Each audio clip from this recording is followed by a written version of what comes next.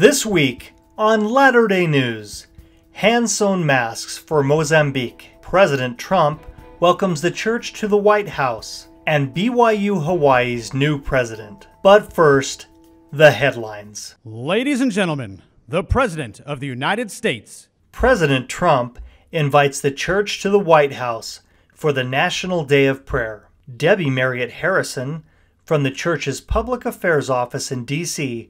offered the prayer.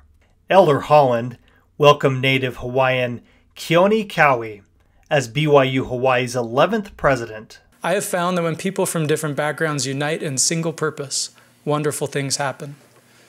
I believe that when we unite in prophetic purpose, miracles will happen.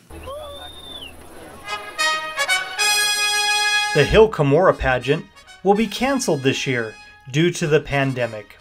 The pageant, which has run annually since 1937, will have its final run next summer, 2021. And finally, a pair of quarantine sisters get creative with their Facebook proselyting. Sisters, sisters, there were never such devoted sisters.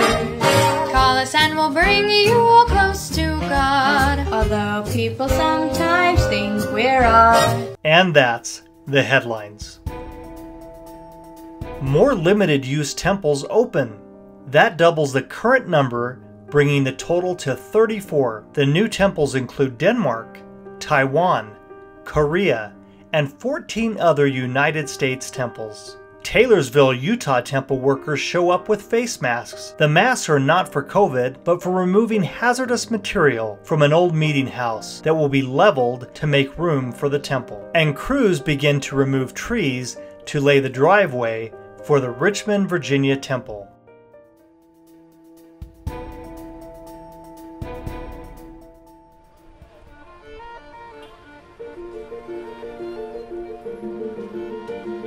The government in Mozambique asked that all traders in markets wear cloth masks. Local church members got together to help. So the stake got fabric, and they asked any family who wanted to help, and each family committed to make 100 masks.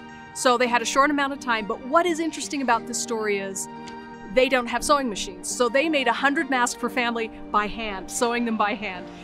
Both parents and the family and the mothers and the aunts and the little children all sitting around by kerosene at night, making those masks. That's a wonderful image to me. The members went to the market and handed out hundreds of masks. It's indicative of the spirit of how people are responding in their communities. That it isn't just cloth and sewing, it's actual faith that's being transmitted. LatterDay News concludes with an interfaith message of hope from the church newsroom in the Philippines. This coronavirus has shown us a very important aspect of our life, that we are all connected to each other. Religious leaders from all over the Philippines shared inspirational messages. Area 70, Elder Malagon, represented the church. Russell M. Nelson, President of the Church of Jesus Christ of Latter-day Saints, invite all our brothers and sisters, including those of other faith, to participate in relief projects in their areas and communities as opportunities arise.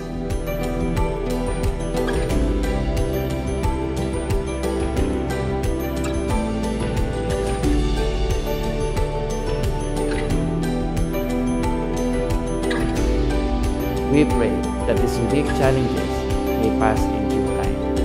We trust in the Lord and we remain optimistic for the future.